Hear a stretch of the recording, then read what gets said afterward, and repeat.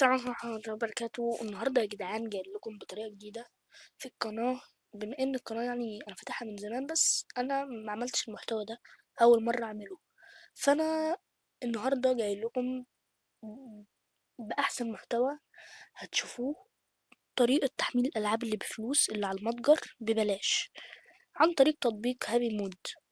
يعني الطريقة دي مش هتلاقوها في اي حتة. يعني انت مثلا هتيجي هنا مثلا تدوس على المتجر، مثلا تاب بيبي بلو تايم شابتر 1 دي بفلوس، وكل الشابترات شابتر 2 ب4 دولار وشابتر 1 ب2 دولار.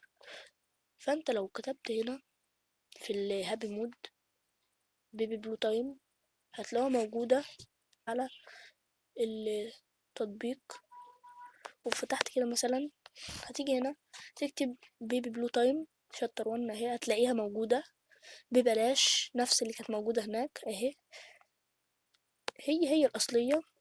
هو يعني احنا مثلا لو جينا ندخل على المتجر تاني دلوقتي هنلاقيها هنا بفلوس، لأنه هي أصلا اللي عاملها بفلوس. زي مثلا اهو ببلو تايم، هي ونفس الصور ونفس كل حاجة موجودة بنفس النسخة، بس الفرق اللي هنا بفلوس واللي هناك، اللي هنا مش بفلوس واللي هناك بفلوس.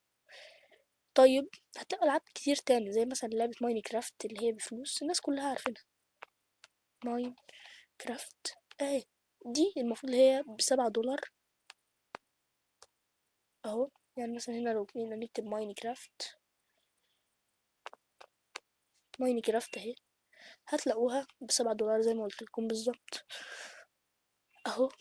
نفس النسخة اللي هنا هتلاقوها موجودة هناك. تعالوا نشوف، نكتب الملف الأصلي الاي بي كي اهي، هي الصور بنفس الحاجة، بس الفرق اللي هناك بفلوس وهنا مش بفلوس. طيب هتلاقوا كذا تطبيق تاني وكذا حاجة. لو الفيديو عجبكم ما تنسوش تعملوا لايك للقناة واشتراك عشان نعمل محتوى اكتر، واي حد عايز طريقة يستفسر عنها يكتب لي في التعليقات، وهتلاقوني سايب لكم التطبيق اللي اسمه هابي مود دوت في الوصف. متنسوش تحطوا لايك واشتراك للقناة، ومع السلامة.